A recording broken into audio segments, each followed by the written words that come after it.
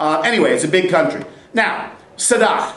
Of course, the major thing that he's known for is the Camp David Accords, where he is cajoled through a combination of appealing to the better angels of his nature and the promise of foreign aid to sign a peace treaty with Israel.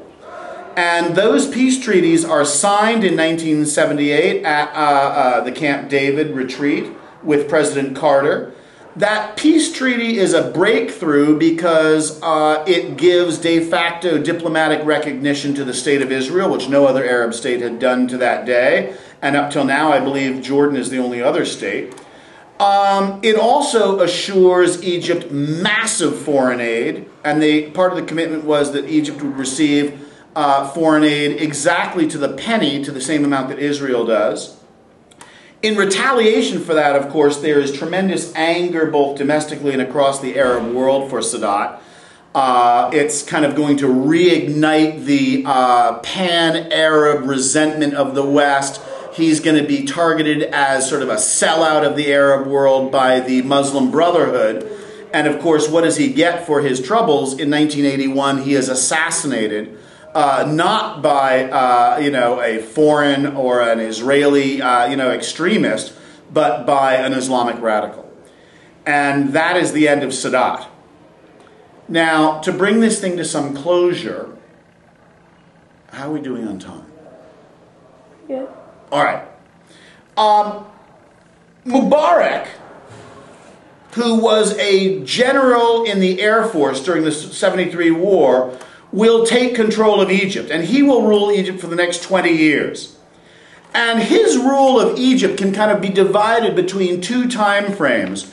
First of all, right out of the box, he will publicly commit to maintaining peaceful relationships with Israel and recognizing Israel in return for U.S. aid.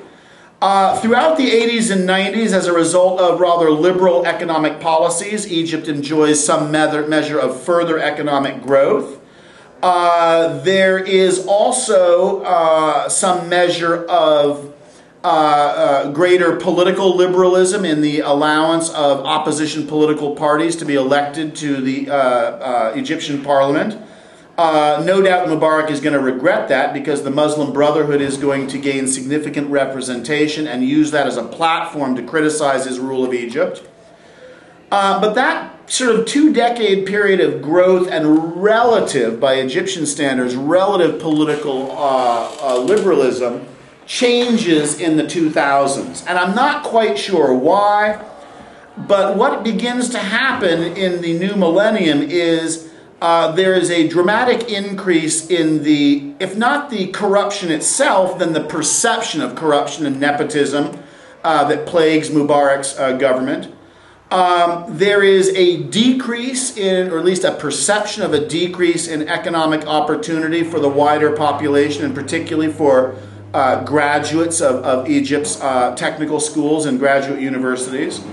As a result of that, of course, you get much greater criticism of Mubarak, and that is going to result in sort of a counter crackdown, particularly on the political opposition.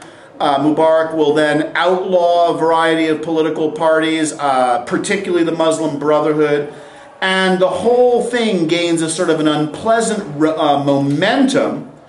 And of course, the way that Mubarak is able to exploit, American aid and justify further American aid and to some extent placate world opinion is, it's very easy. They used to just sort of exploit the Cold War and say, if it weren't for us, the communists would take over Egypt. Well, now Mubarak is saying, if I go, it'll be Islamic fundamentalists. So I know it's tough, but this is just what has to happen.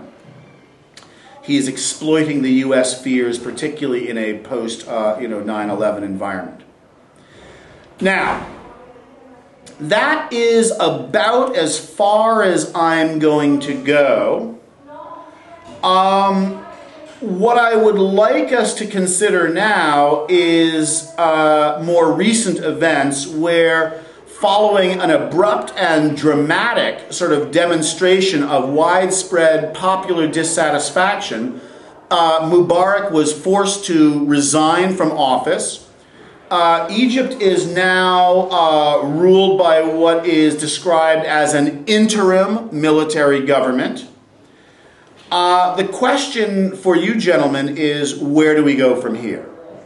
And your mission, should you choose to accept it, is, having considered the admittedly subjective and generalized comments of this webcast, and having read the selection of shorter articles describing recent events in Egypt, your mission is to bring to our March 29th meeting a written projection of where you think events in Egypt will head.